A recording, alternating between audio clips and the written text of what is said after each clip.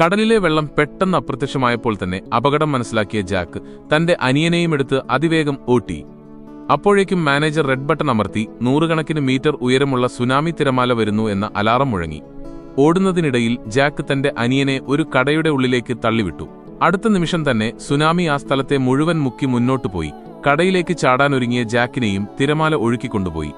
വെള്ളത്തിൽ ഒരുപാട് ദൂരം ഉരുണ്ടതിനുശേഷം ഒരു വയറിൽ പിടിച്ച് ജാക്ക് നിന്നു. അനിയനെ തിരയാൻ തുടങ്ങി.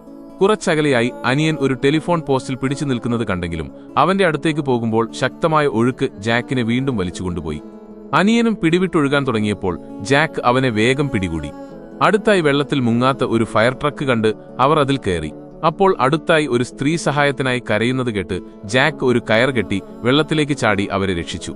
തിരിച്ചു വരുമ്പോൾ കൂടുതൽ ആളുകൾ ഒഴുകിവരുന്നത് കണ്ട ജാക്ക് അവരെയും രക്ഷപ്പെടുത്തി ഒരു ബസ്സിന് മുകളിൽ കയറ്റി. എന്നാൽ ആശ്വാസം കണ്ടെത്തും മുൻപ് അടുത്തൊരു വലിയ തിരമാല വന്ന് എല്ലാവരും വെള്ളത്തിലേക്ക് വീണു. വെള്ളം താഴ്ന്നപ്പോൾ ജാക്ക് തന്റെ അനിയനെ തിരയാൻ തുടങ്ങി. ഒരുപാട് പേരോട് ചോദിച്ചിട്ടും വിവരമൊന്നും കിട്ടിയില്ല. അപ്പോൾ നിലത്ത് അനിയന്റെ കണ്ണട കണ്ടത് ജാക്കിന്റെ പ്രതീക്ഷ നശിപ്പിച്ചു. വീട്ടുകാരോട് എന്തു പറയുമെന്നോർത്ത് നിരാശനായിരിക്കുമ്പോൾ ഒരു സ്ത്രീ കുട്ടിയെ കണ്ടെത്തി എന്ന് നിലവിളിച്ചു. അത് തന്റെ അനിയനാണെന്ന് കരുതി ജാക്ക് ഓടിച്ചെന്നു. പക്ഷേ അവിടുന്ന് അവശിഷ്ടങ്ങൾ നീക്കിയപ്പോൾ ഒരു പെൺകുട്ടിയെയാണ് കണ്ടത്.